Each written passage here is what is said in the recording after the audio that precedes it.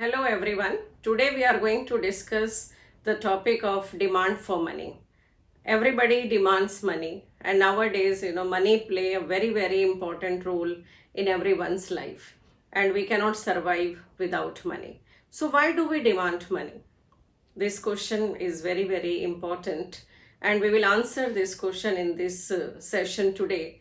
And different economists have given different views on demand for money right from the beginning of the classical economists, if we see, and they emphasize just on the transactionary motive, and they said that transaction is the only motive for demand for money, and money is used as a medium of exchange, and it is used for day-to-day transaction and business transactions. And they developed the theory of quantity theory of money, which gave the direct relationship between price and quantity supplied of money. And as money supply increases, price also increases. And Fisher's J.S. Mill gave this theory of quantity theory of money. And then came the Keynes, and Keynes developed his own theory, which he named as liquidity preference theory of money. And he emphasized on the three reasons for the demand for money, which he gives the term as motives for demand for money. And people hold money, according to him, for basically three purposes: transactionary motive, precautionary motive, and speculative motive. Speculative motive demand for money was the innovation of Keynes, which he further explained.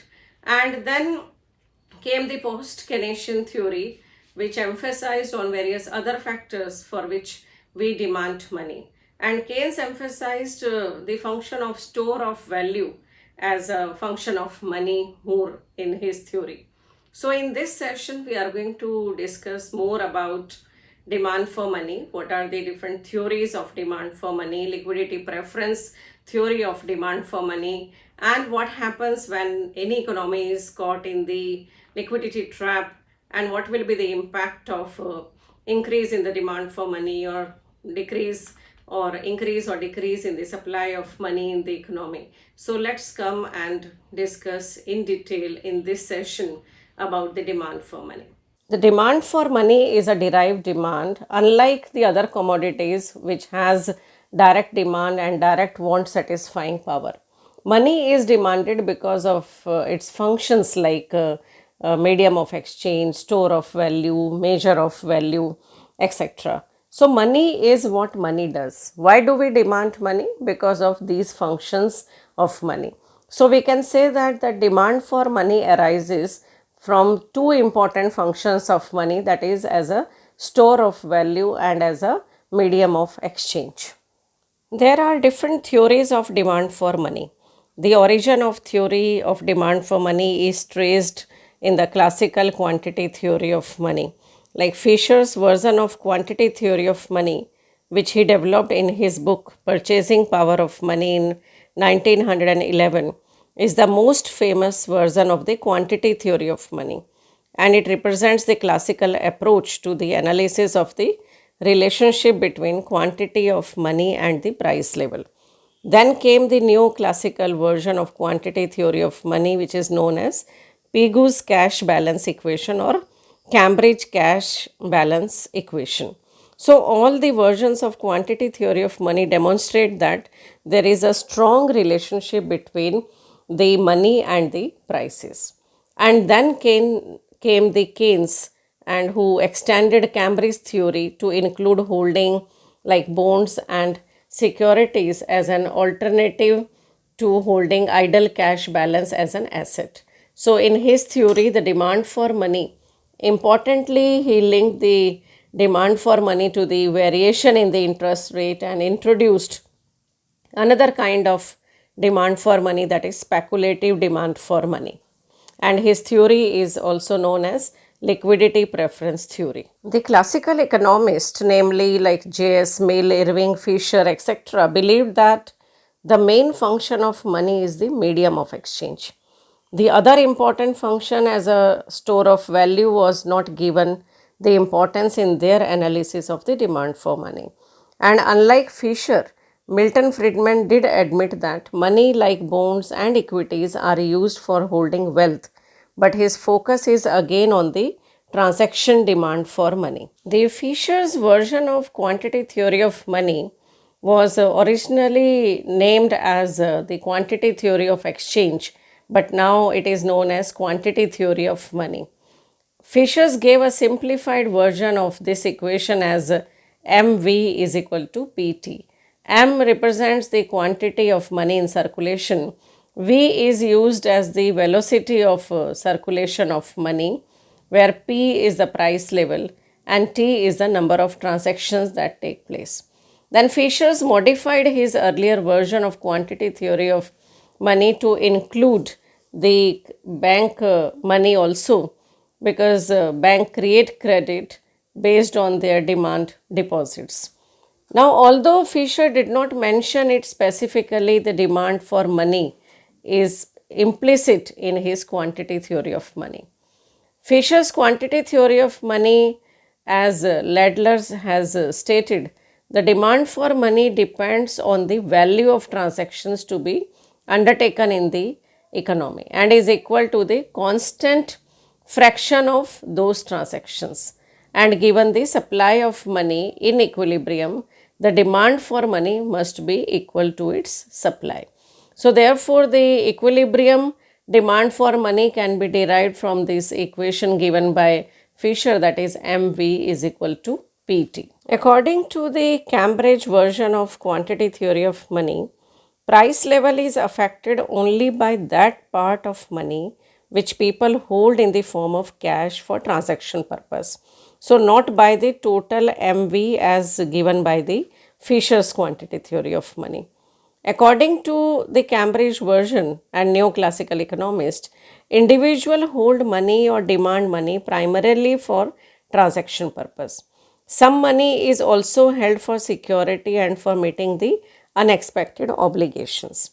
People do not hold their entire income in the form of money, but they hold an optimum amount of money, because as Pigou said, that currency held in the hands yield no income. So, however, neoclassical economists hypothesized that income earners strike a balance between the convenience and security that money provides and the loss of income resulting from money holding.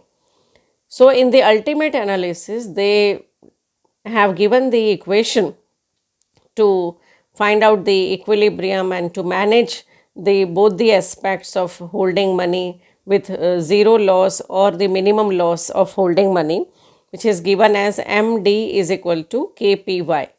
MD here is the demand for money, P is the price level, Y is defined as the level of income, and K is the proportion of money income held as a currency and the bank deposits. The classical economists had treated money only as a medium of exchange, and according to them, people hold money only for transaction purpose. So, they held the view that people do not hold any idle cash balance in excess of money they need for transaction purpose, because it involves the loss of interest.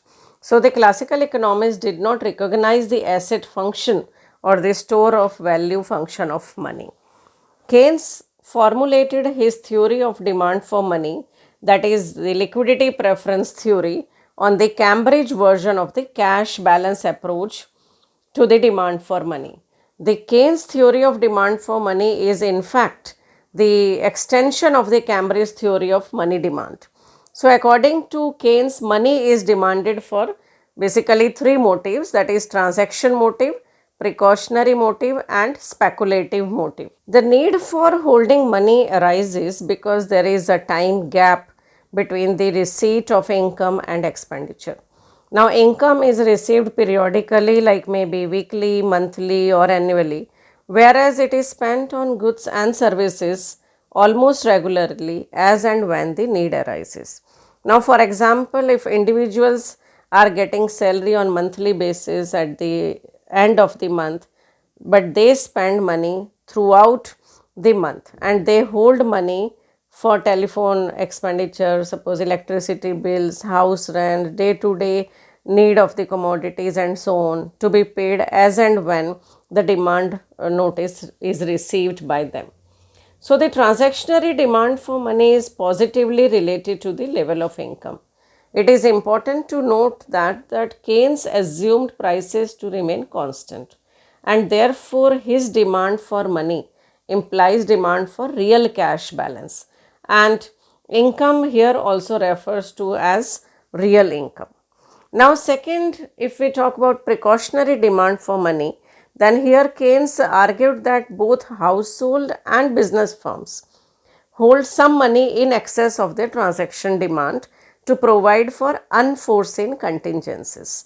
The need for contingent expenditure arises due to such unforeseen and unpredictable events like fire, theft, sickness, loss of job, accident, maybe the death of the bread earner, etc.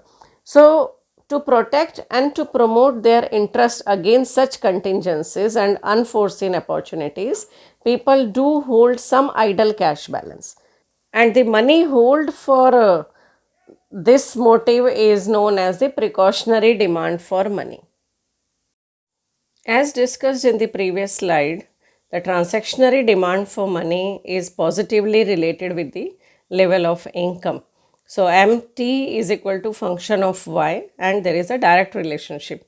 So we can see in the diagram that on Y axis we have taken transaction demand for money and X axis national income, and the upward sloping graph shows the direct relationship between the level of income and the demand for money. Now, it is also assumed that it is interest inelastic. That means demand for income for transactionary purpose does not depend upon the rate of interest, and so therefore the graph will be parallel to the y-axis, which shows that it is totally inelastic with the rate of interest. Just like transactionary demand for money, precautionary demand for money is also the function of income, and it also has direct relationship between the level of income and people holding money for contingencies or for precautionary purpose. So MP is also the function of Y, and this is also interest inelastic in nature. According to Keynes, people hold a part of their income also in the form of idle cash balance for speculative purpose. The desire to hold idle cash balance for speculative purpose arises from the desire to take advantage of the changes in the money market, especially the asset market. And speculation involves an element of risk. So Keynes called this kind of cash balance holding as speculative demand for money. The market value of bond and interest rate are inversely related. So when market value of bond increases, it means that rate of interest is going down. Or in other words, we can say that falling rate of interest indicates that price of bonds will increase, and therefore people will demand money for purchasing the bonds to have capital gain and vice versa. So the speculative demand for money is not without a rationale. Like suppose a person has rupees 1000 in excess of his transaction demand for money.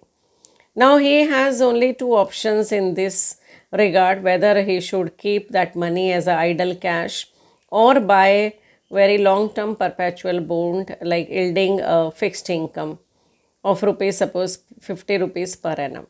Now assuming that he is a gain maximizer, how does he make his choice? One widely used method of evaluating his option is to compare the sterile cash balance with the market value of bond. So the market value of bond is simply the present value of income stream expected from the bond.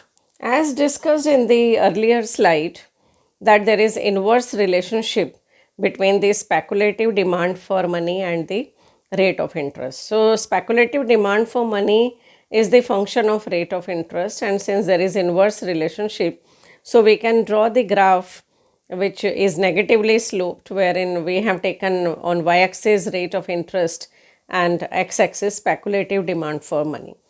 And where the rate of interest is the minimum, it means that that price of bonds is at its peak.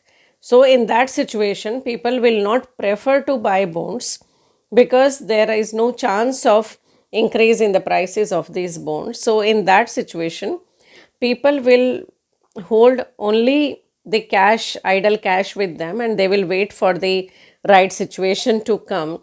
And this situation is known as the liquidity trap. So that means the economy or the people are caught in a trap wherein they would prefer to have liquid assets with them instead of buying bonds. And that we can see the same in the graph. So it's the situation when the market rate of interest falls to minimum level and the liquidity preference curve becomes flat or parallel to x-axis. So it means that people prefer to hold cash instead of buying bonds, and Keynes called this type of situation as liquidity trap. Having described the various components of Keynesian aggregate demand for money and their determinants, now we can discuss about the Keynes theory of demand for money. And according to Keynes, the aggregate demand for money consists of mainly two components: the transaction demand, including the precautionary demand, and the speculative demand. So therefore, aggregate demand we can write as MD is equal to MT plus MP plus MSP, that is transactionary demand for money, precautionary and speculative. And transactionary and precautionary we can take together because it is the function of income and which is interest inelastic. So therefore Keynes has described as the two component. Now the relationship between the aggregate demand for money and interest rate is crucial to the Keynesian theory of demand for money and the theory of interest. So the relationship between money demand and rate of interest is shown in the total demand curve diagram in relation to the rate of interest.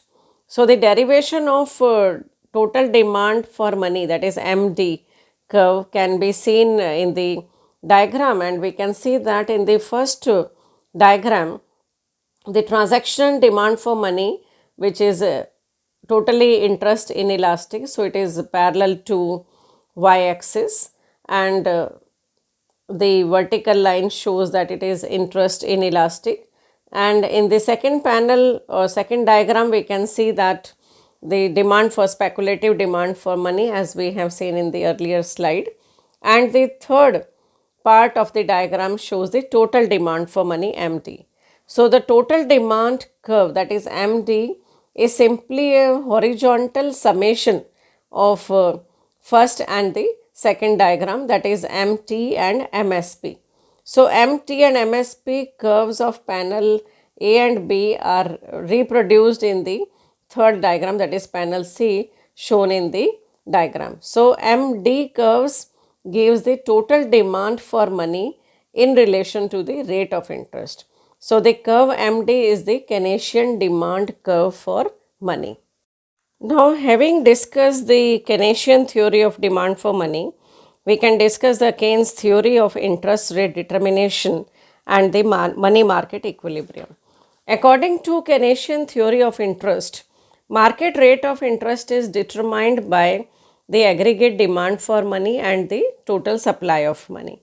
And the equilibrium rate of interest is determined at the rate at which money demand is equal to money supply and money market is in equilibrium, and symbolically which can be written as MD is equal to MS. Now, as regards the supply of money is concerned in Keynesian model, supply of money is assumed to remain constant in the short run. So it is constant because the supply of money in any country is determined by the central bank of the country and in view the overall monetary needs of the country. So therefore the supply of money in any time period is assumed to be given as shown by the vertical line MS in the diagram. So rate of interest is determined where MD curve and MS curve intersects, where E is the point of equilibrium and R1 is the equilibrium rate of interest. After discussing the equilibrium rate of interest, now we can see that what happens if there is any change in the demand for money or the supply for money. And the changes in the condition of demand and supply side of money market brings about a change in the interest rate. Now, first case, if there is change in demand for money, then what happens to the rate of interest, that we can see in the diagram. Like suppose, for example, if demand for money increases, so the demand for money curve will shift to the right, and you can see that equilibrium changes from E1 to E2, and the rate of interest also has increased to R2. Similarly, in the second part, if money supply changes and if money supply increases, then we can see that that rate of interest goes down from R1 to R2. But if the economy is in liquidity trap, then monetary policy becomes ineffective there, and whatever be the change of money supply, then there will not be any effect in the rate of interest if the economy is caught into the liquidity trap. After discussing the concept of demand for money, I would like to ask you, like, how the Keynesian theory of demand for money is different from classical theory of demand for money. And another, if you analyze the present situation of the economy, then what do you think? Are we caught in the liquidity trap? Or what is the situation at present in the lockdown period because of COVID-19? And what policy will be more effective in this situation to bring changes in the economy or to bring out the economy in the normal condition once again? So do write to me your views on this. Thank you so much. We will meet again in the next session.